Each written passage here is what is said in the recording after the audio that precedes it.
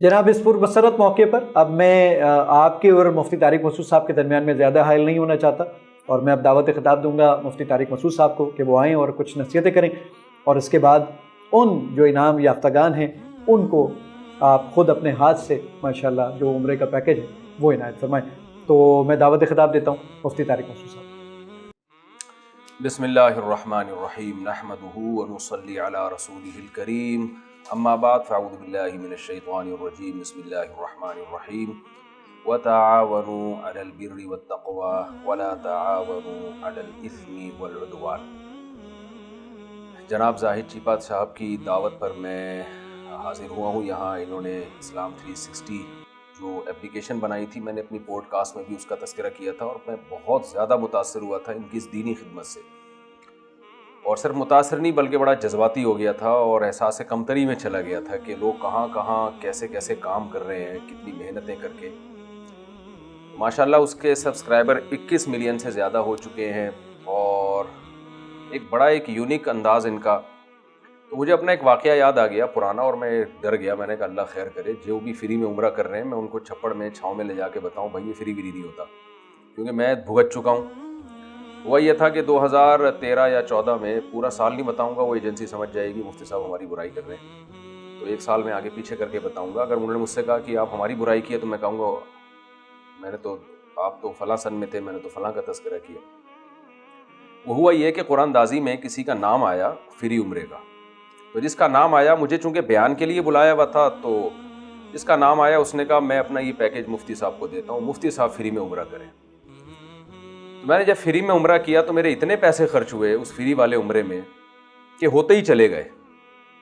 جب مجھے سمجھ میں نہیں آ رہا تھا اس میں فری والی چیز کون سی ہے، آخر میں نکلی کوئی ایک آدھ چیز تھی جو فری تھی، وہ مجھے یاد بھی نہیں رہی کہ وہ کیا تھی۔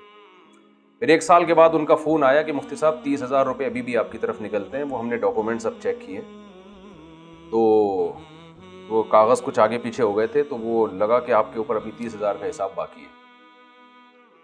تو میرا اسٹائل آپ کو پتہ ہے کراچی والا ہے، میں نے کہا کسی کے باپ میں دم ہے تو مجھ سے 30,000 نکال کے دکھائے وہ، میں نے یہ کہا ان کو، لیکن ان کے باپ میں دم تھا، مجھ سے تو نہیں نکلوائے، کسی اور سے نکلوا لیے انہوں نے میرے نام پہ۔ خیر، تو جب میں فری کا سنتا ہوں نا کہ یہ ٹریول ایجنسی فری میں بھیج رہی ہے تو میرے کان کھڑے ہو جاتے ہیں، اور میں چاہتا ہوں کہ جن کو بھیج رہی ہے ان کو چھاؤں میں لے جا کے ان سے ملوں، بولوں بھائی یہ فری نہیں ہے، اس میں ایک آدھ چیز کوئی فری ہوگی، تو اس لیے ان کو اتنا فری نہ کراؤ۔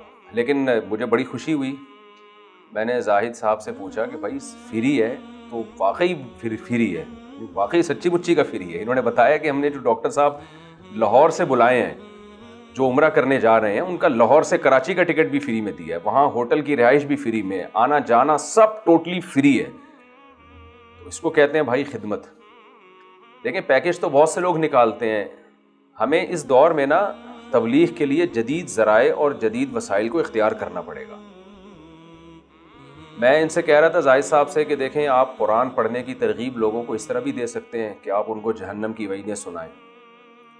8-10 سال پرانی بات ہے، کسی مسجد میں نماز پڑھنے کا اتفاق ہوا، تو نماز کے بعد وہاں امام صاحب نے اعلان کیا بھی درس قرآن ہوگا، آپ لوگ اس میں بیٹھیں۔ یہ واقعہ میں بیانات میں بھی شیئر کر چکا ہوں، آج اس موضوع کی مناسبت سے دوبارہ شیئر کر دیتا ہوں۔ میں نے دیکھا لوگ بیٹھ نہیں رہے تھے، شاید ان کے درس میں کوئی زیادہ دلچسپی نہیں تھی۔ اچھا، میں سنت نوافل پڑھ کے مسجد میں 2-4 آخری لوگوں میں رہ گیا، امام صاحب اکیلے بیٹھے ہوئے ہیں اور لوگوں کو بتا رہے ہیں جو درس قرآن میں شریک نہیں ہوتا وہ جہنم میں جائے گا، قرآن کہہ رہا ہے کہ قرآن سنو اور تم قرآن سے بھاگ رہے ہو۔ وہ اتنا ڈرا رہے تھے لوگوں کو، تو مجھے شرم آنے لگی کہ سارے تو جہنم میں چلے گئے، اب میں اکیلا رہ گیا ہوں، اور مجھے ڈر یہ لگ رہا تھا کہ ان کا اسٹائل اتنا سخت ہے تو ہم درس سنیں کیسے ان سے۔ تو تبلیغ کا ایک طریقہ یہ بھی ہے کہ آپ لوگوں سے کہیں جو یہ نہیں کرتا وہ جہنم میں جائے گا، جو یہ نہیں کرتا وہ جہنم میں جائے گا۔ کسی زمانے میں یہ بھی ایک سوٹیبل طریقہ ہوگا جب لوگوں میں اللہ کے خوف کا غلبہ تھا۔ اب لوگ اسٹریس اور ڈپریشن کا شکار ہیں، مہنگائی، غربت، قتل و غارت، اس قدر مسائل ہیں، تو اب لوگوں کو آپ ترغیبات دے کے دین پہ لا سکتے ہیں۔ اب ڈراوے کا عنصر کم کر دینا چاہیے۔ اب عبداللہ ابن مبارک رحمہ اللہ تعالیٰ جو ہے نا، بہت بڑے شاعر بھی تھے، بہت بڑے محدث بھی تھے، بہت بڑے فقیہ بھی تھے، بہت بڑے مجاہد بھی تھے، اور بہت بڑے تاجر بھی تھے. کسی شخص میں 5 کوالٹیز کا اکٹھا ہو جانا آسان نہیں ہے. ہم مدرسے میں جب ان کی شاعری پڑھتے تھے تو ہم کہتے تھے جس نے حدیث میں اتنا کمال پیدا کیا ہو اور فقہ میں اتنا کمال پیدا کیا ہو اور 4 مہینے ان کے جہاد میں لگتے ہوں, 4 مہینے ان کے تجارت میں لگتے ہوں اور 4 مہینے حدیث سیکھنے میں لگتے ہوں, تو انہوں نے شاعر کب بنے تھے یہ؟ لیکن جب آپ ان کی ہسٹری پڑھیں گے تو پتہ چلتا ہے کہ ان کے والد بچپن میں ان سے یہ کہا کرتے تھے کہ بیٹا ایک شعر یاد کر لو, 1 درہم دوں گا میں تمہیں. بچوں کو شوق ہوتا ہے نا چیز لینے کا, جیب پاکٹ منی کا. تو ان کے والد نے کوئی ڈرایا دھمکایا نہیں. عربی ادب میں مہارت کے لیے ان سے یہ کہا کرتے تھے کہ تم ایک شعر یاد کر لو, میں تمہیں 1 روپے دوں گا, یعنی اس زمانے کا 1 درہم. تو عبداللہ ابن مبارک کہتے ہیں میں نے اس لالچ میں کہ ابو مجھے 1 درہم دیں گے ہزاروں شعر یاد کیے اور اتنے کہ خود شاعر بن گئے اور کمال کے شاعر بنے ہوئے. یہ بھی ایک طریقہ ہوتا ہے تبلیغ کا کہ آپ لوگوں کو قرآن کی طرف لانے کے لیے, قرآن کی تبلیغ کے لیے, تاکہ لوگ قرآن پڑھیں, آپ مختلف پیکیجز نکالیں. آپ جیسے جناب زاہد صاحب نے کیا یہ کام کہ جو لوگ اتنا تفسیر کو اتنی دفعہ سنیں گے, وہ تو شو ہو رہا ہوتا ہے نا کس نے کتنی دفعہ ڈاؤن لوڈ کیا, کتنی دفعہ اس پیج کا وزٹ کیا. گانے سننے والوں کو تو انٹرٹینمنٹ مل جاتی ہے, گانا سن کے ایک حرام لذت حاصل ہو جاتی ہے ان کو. ناچ گانے دیکھنے والوں کو تو ایک حرام لذت حاصل ہو جاتی ہے, وہ تو صرف لیبل دیکھ کے مائل ہوتے ہیں. قرآن کا لیبل دیکھ کے لوگ مائل نہیں ہوتے, ان کو ڈر لگ رہا ہوتا ہے بھائی اس میں پتہ نہیں کیا لکھا ہوگا, اللہ تعالیٰ کہیں گے کہ یہ کرو وہ نہ کرو. ہمارے حضرت جن سے میں بیعت تھا وہ ایک بات بڑی زبردست فرمایا کرتے تھے کہ لوگ قرآن مجید کو صبح شام پڑھتے ہیں قرآن خوانیوں میں مردوں کو بخشنے کے لیے, اگر ان کو پتہ چل جائے نا اندر کیا لکھا ہوا ہے تو شاید پڑھنا ہی چھوڑ دیں خوف کی وجہ سے. تو بہت اچھا کام کیا جی, لوگوں کو ترغیب دی. تو مختلف قسم کے پیکیجز نکالے جن میں ایک پیکیج آپ کے سامنے جو ابھی ہم نے آپ کو بتایا کہ ماشاءاللہ 2 افراد کو انہوں نے عمرے کا پیکیج دیا, اور اس عمرہ کرنے سے الگ فائدہ ہوگا. اب وہ عمرہ بھی کر کے آئیں گے تو ان کو اور زیادہ موٹیویشن ملے گی. تو میں نہیں کہہ رہا کہ 2 آدمیوں کو عمرہ کرانے سے قرآن فہمی عام ہو جائے گی, یہ ایک ٹریک ہے, یہ ایک طریقہ ہے, اس میں ہم سب کے لیے ایک سبق ہے کہ ہمیں بھی اس زمانے میں اسی طریقے کو اختیار کرنا چاہیے. ایک بات تو یہ ہو گئی, یعنی کیا طریقہ ہونا چاہیے اس زمانے میں, ترغیبات زیادہ دینی چاہیے اور ترہیبات یعنی ڈرانے دھمکانے کا عنصر کم ہونا چاہیے. ترغیب کے ذریعے لوگ زیادہ دین پہ آ سکتے ہیں. دوسری ایک بہت اہم پوائنٹ کی بات یہ ہے کہ دیکھیے رسول اللہ صلی اللہ علیہ وسلم تبلیغ پہ جایا کرتے تھے گھوڑے پہ بیٹھ کے, اونٹ پہ بیٹھ کے. آج گھوڑے اور اونٹ کا دور نہیں ہے. آج اگر کوئی دین کی تبلیغ کے لیے جاتا ہے, جیسے میں کہیں بیان کے لیے جا رہا ہوں, فرض کر لیں لاہور کی کسی مسجد میں میرا بیان ہے, اب میں کہتا ہوں کہ نبی صلی اللہ علیہ وسلم نے چونکہ اونٹ کا سفر کیا تو میں اونٹ پہ بیٹھ کے لاہور چل نکلوں گا, تو آپ کیا سمجھتے ہیں لاہور پہنچنے کے بعد میں تبلیغ کے قابل رہوں گا؟ ظاہر نہیں رہوں گا. اتنا ٹائم لگے گا اور میں 20 کام کر سکتا تھا, کسی کام کے قابل نہیں رہوں گا. اب کوئی مجھے کہے کہ مفتی صاحب آپ 1 مہینے میں لاہور پہنچے ہو اور پتہ نہیں پہنچے بھی کہ نہیں پہنچے, ہو سکتا ہے حیدرآباد میں انتقال ہو جائے, تو آپ کیوں اونٹ پہ بیٹھ کے لاہور جا رہے ہیں تبلیغ کے لیے؟ میں دلیل میں کہوں کہ ہمارے پیغمبر نے اونٹ کا سفر کیا ہے تو میں بھی اونٹ پہ جاؤں گا, تو یہ معقول بات نہیں ہوگی. یوں کہا جائے گا کہ اس دور میں اونٹ اور گھوڑا ایک جدید ذریعہ تھا فاصلوں کو ختم کرنے کے لیے اور ایک جگہ سے دوسری جگہ جانے کے لیے, اپنا پیغام ایک جگہ سے دوسری جگہ پہنچانے کے لیے.